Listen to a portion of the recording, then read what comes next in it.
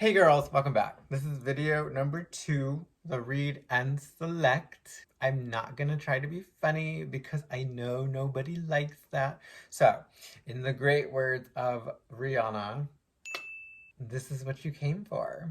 So I will describe the task and give some examples whilst giving my tips or suggestions. Okay, read and select. You have 1 minute, just 1 minute for this task. Sheesh. But it's not complicated. You simply choose the real English words or don't choose the fake English words. It looks like this. And I would say it is a test of vocabulary, but it's a quick, direct test of is this person at the right level to survive abroad or to survive in a university setting? So, how can I help you? Well, of course, like any test, yeah, you can make vocabulary flashcards, make a notebook with vocabulary in it, read, listen to series in English, of course, that's gonna help. Anything works. Exposure, TOEFL vocabulary lists, TOEIC vocabulary lists, IELTS, all of it's great. The vocab on the DET is not really targeted. Oh my God, the amount of emails. Some of the words are daily English vocabulary and some of them are academic. It's just a mix. So that means don't hurt yourself trying to study all the English words in the English vocabulary. Just do it consistently. As you study for the other parts of the test or other areas, just, keep it consistent. Keep that notebook. So my tips. It's really just 3 areas to watch out for. 3 things to be careful of. Okay, number 1. They like to use misspelled words, but words that are misspelled by only 1 letter. I know you only have 1 minute, but you do need to carefully select in that minute. The trick here is visual. They're thinking, let's get the students who rush too much, because in the exercises I looked at, the incorrect words are wrong by only 1 letter, so it's very easy to miss, overlook, or make a mistake. Let's look. Example 1. Wrong, formally and suave. You change 1 letter and you have formally and suave, which are real English words. So these are only wrong by 1 letter. Easy to overlook. Example 2. Wrong. You've got offend, correct, readily, and dober. If you change 1 letter, you have defend, you have direct, you have readily, and you have sober. All of these are real English words. Example 3, wrong. You have chariot and deceit. Change 1 letter and you have charity and deceit. Again, real words. Finally, example 4. I'm only using 4 examples today so I don't die of tedium. Yes, that's a real word. You're welcome. Okay, wrong. You got bannock, fantily, poid. Change 1 letter and this could be panic, fatally, and void. So what do we learn? Go fast. I'm having a hard time with this one. Go fast, but not too fast. Period. A question I just had, actually, I'm looking it up. I'm like, do you get partial credit? Do you get partial credit for this? It says yes. You will receive a partial score for each question and read and select, listen and select. So I'm going to put a caption during my editing because I need to look this up. Okay, pause. Okay, tip 2, or caution number 2, whatever you want to call it. Know your prefixes and suffixes. Know your prefixes and suffixes, but also know they will use affixes against you. I do think that this test is kind of clever because, like most tests, they do want you to know affixes really well, so you study them, right? But this test is actually like, we're gonna use that knowledge against you.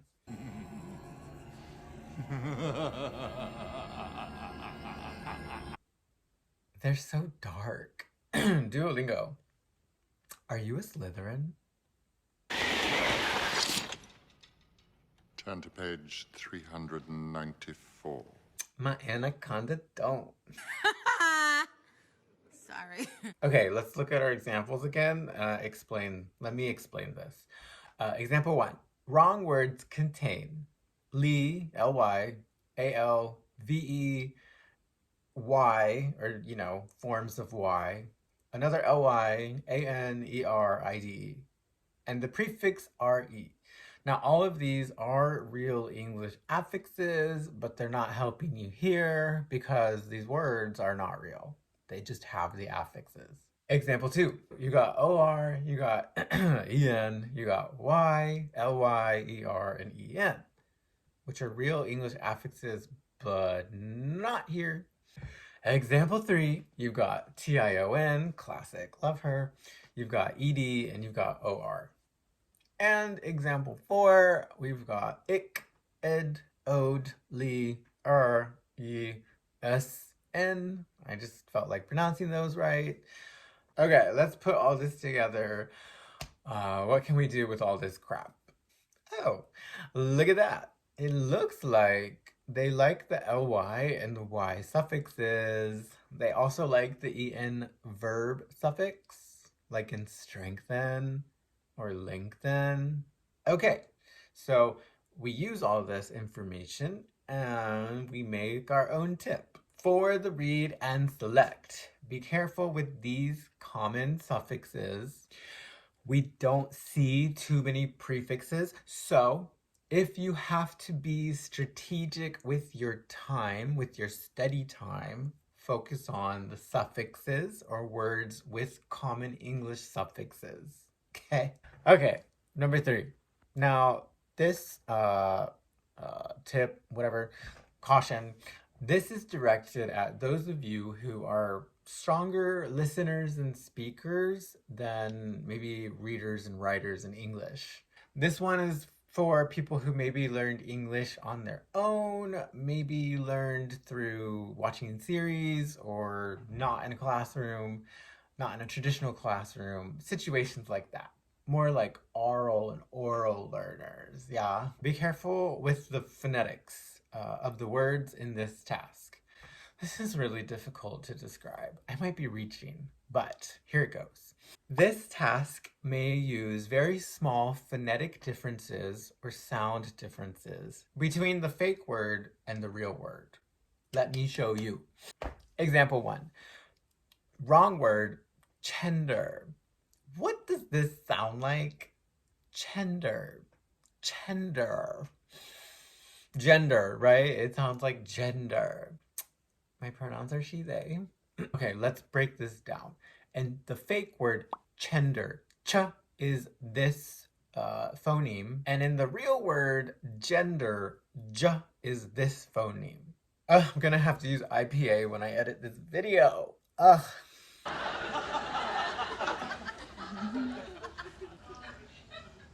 Well? So, ch and j are called minimal pairs in pronunciation. They're two sounds that are very, very similar, so similar that they cause problems for people learning the language. What this means is if you are a person who is very oral and you learned English, again, not really in text, reading and writing, then you might see the word gender and in your head pronounce it gender and say, that is a real English word. Did that make sense? I hope so. So if you're weak with English spelling and you don't connect the sounds very well, this task could be difficult for you. Let's try another one. Okay, number 2. We have bannock, and that could be confused with the real word panic.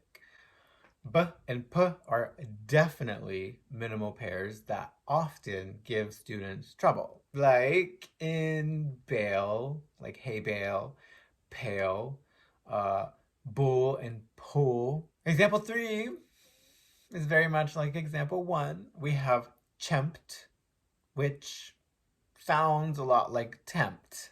Ch and t are also minimal pairs. Okay, so that's it kind of for caution number 3, but I'll just add a little bit here.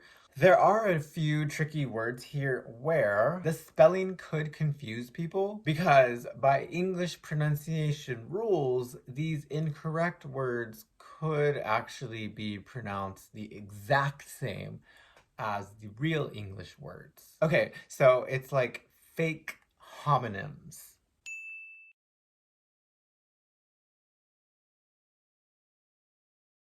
What's a homonym? Like sun and sun. You've got sun, like, oh my gosh, it's rainy today, so there's no sun, so I have to use these ugly lights. And son, like, my son is 7 years old, okay? Same exact pronunciation, different spelling. So these are a real thing. They do exist in English. I think I just have two examples for this. Yeah. Okay, the first example is inside. This is fake, but it could be pronounced as an actual English word, inside with the S. Like we have this soft C in words like incision or incendiary or incest. Good afternoon, Catherine. If you understood that video clip reference, I would like to say hey to the 90s girls. And one more, deceit.